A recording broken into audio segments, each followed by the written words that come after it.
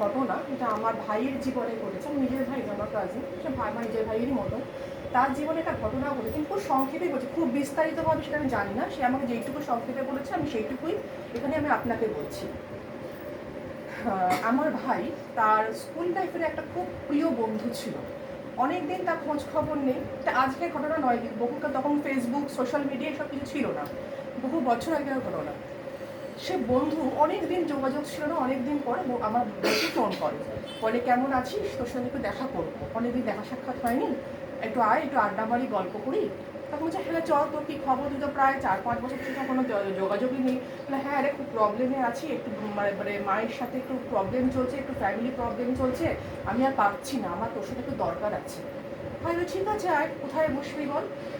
একটা ভাই বলেছিল ওরা সম্ভবত পার্ক স্ট্রিটের কোনো ক্যাফে, সিসিডি বা কোনো ক্যাফে থেকে তারা বসে, প্রায় ঘন্টাখানেক তার কথা বলে।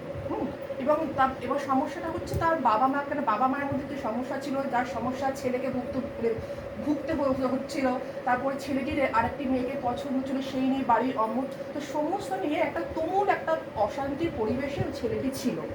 এবং আমার ভাইকে সে সমস্ত কথা শেয়ার করেছিল এবং ভাইকে বলেছিল যে আমি তোর সাথে আর একদিন বসবো, আজকে তো এলাম, আজকে আমার হাতে বেশি সময় নেই, আমাকে ফিরতে হবে, আরেকদিন আমি তোর সাথে বসবো, আজকে এইটুকুই থাক বলে সে চলে আসে।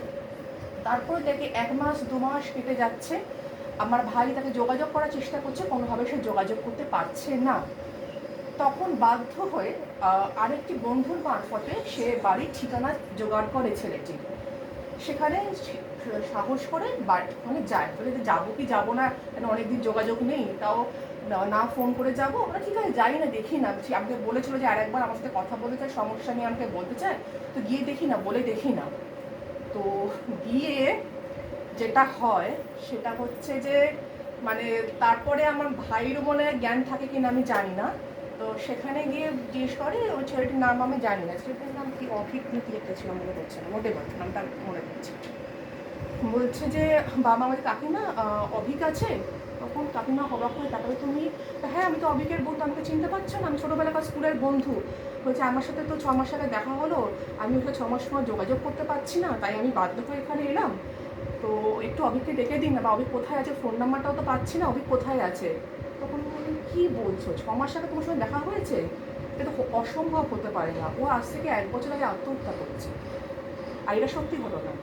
তো ঘটনাটা এটাই বক্তব্য যে যে মানে যে আমি যে দাঁড়িয়ে আছি, আমিও কি মানুষ সেটা আমিও জানি না, মানে পৃথিবীটা যত একটা কথা আছে না, বুদ্ধিতে যা ব্যাখ্যা চলে না, ভূত কি মানুষ সেটা আমি যাচ্ছি না, কিন্তু কিছু ঘটনা আমাদের জীবনে ঘটে যেটা বুদ্ধি দিয়ে, যেটা সায়েন্টিফিক কোনো রিজন দিয়ে, যেটাকে আমরা কোনো ইভ্যালুয়েট করতে পারি না, এটা সেরকমই একটা ঘটনা। স্যার, আমার না নিজেকে মাঝে মধ্যে সত্যি খুব বোকা বলে মনে হয়, কারণ আমি এমন একটা মানুষ যে কিনা মানে নিজের তো আমি অত্যন্ত মধ্যবিত্ত বাড়ি থেকে বিলং করি, কিন্তু আমার সবাইকে একটু হেল্প, যে আমার থেকে হেল্প চায় বা যেই যেটা কোনো সমস্যা আমাকে বলে, আমি তাকে আমার সাধ্যমতো হেল্প করার চেষ্টা করি। এরকমই একটা ঘটনা কিছুদিন আগেই আমার এক কলেজের বন্ধু, মানে আমার বেঙ্গল মিউজিক কলেজ থেকে পড়াশোনা করেছি, ওখানেই এক বন্ধু আমার সাথে খুবই আলাপ পরিচিত, সে আমাকে একদিন ফোন করে বলে যে এরকম আমার দেখ না, আমার তো অ্যাক্সিডেন্ট হয়েছে, আমি হসপিটালে ভর্তি, এরকম আমার মানে খুবই খারাপ অবস্থা, তা তুই অন্তত আমাকে একটু নেটটা ভরিয়ে দিতে পারবি, আমার ফোনে নেটটা তুই যদি আমাকে ভরিয়ে দিস তাহলে আমার খুব সুবিধা হবে। তখন আমি তাকে বললাম ঠিক আছে, তুই বল তোর কত টাকার নেট। তখন সে বলছে যে আমার 500 টাকার নেট তুই আমাকে ভরিয়ে দে। তো এবার স্যার আমি নিজেও এখনো কোনো সেরকম ইনকাম করি না, একটা টিউশনই করি, তাতে আর আমার কতটুকু কি, তা আমার বাবা মা যেটুকু দেয়।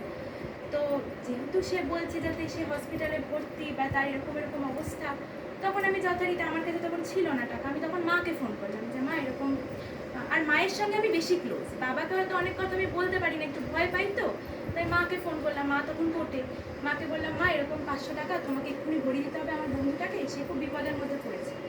তো মা বললো ঠিক আছে, দেখ আজকের দিনটা আমাকে একটু দাঁড় করা, যে আমার তো একটু প্রবলেম আছে, তুই বল কালকে আমি ভরিয়ে দেবো, কোর্ট থেকে আমি যেই ছুটি হবে আমি সঙ্গে সঙ্গে আমি ভরিয়ে দেবো।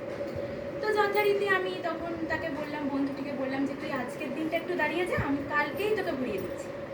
তো ঠিক আছে, ভরিয়ে দিলাম।